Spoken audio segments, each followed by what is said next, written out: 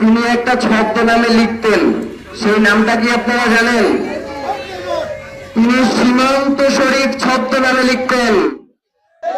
কারণ আমরা এমনই এক জিল্লতের জীবন পার করছি, সীমান্তে আমাদের ভাইদেরকে হত্যা করা হয় আর আমরা গিয়ে খাটিয়ায় করে তাদের লাশ নিয়ে আসি, এর বাইরে আমাদের আর কিছু করার নাই। প্রিয় ভাইরা, আমরা কি ভুলে গেছি যে এই সীমান্তেই মাত্র আমাদের 7 থেকে 8 জন বিডিআর সদস্যদের বিপরীতে বিএসএফ এর শত সৈন্যরা সেদিন পালাতে বাধ্য হয়েছিল। আমাদের ভাইদেরকে হত্যা যারা করবে, সীমান্তে আমাদের ভাইদের উপরে যারা আঘাত করবে, রাষ্ট্র যদি যথাযথভাবে ব্যবস্থা গ্রহণ না করে তাহলে বাংলাদেশের মানুষকে সেই ব্যবস্থা গ্রহণ করতে হবে।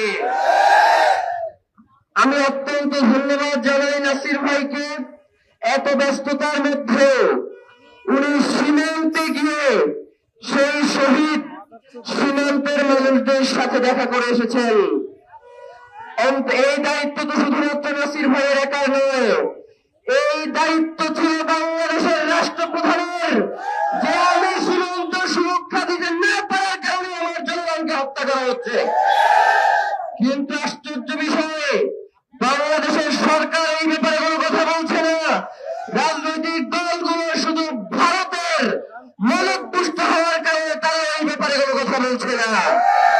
কিন্তু বাংলাদেশের অধিকাংশ জনগণ যারা এই সীমান্ত হত্যার বিরুদ্ধে, একটা আন্তর্জাতিক আইন রয়েছে যে সীমান্তে অনুপ্রবেশকারীকে গ্রেফতার করে যথাযথ বিচারের মুখোমুখি করতে হবে, কিন্তু বিএসএফ কোন আইনের তোয়াক্কা করছে না।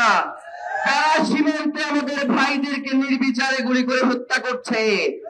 তারা ফেলানিকে হত্যা করে কাটাজারে ঝুলিয়ে রাখছে, তারা স্বর্ণদাসকে হত্যা করে খাটিয়ায় করে দেশে পাঠিয়ে দিচ্ছে।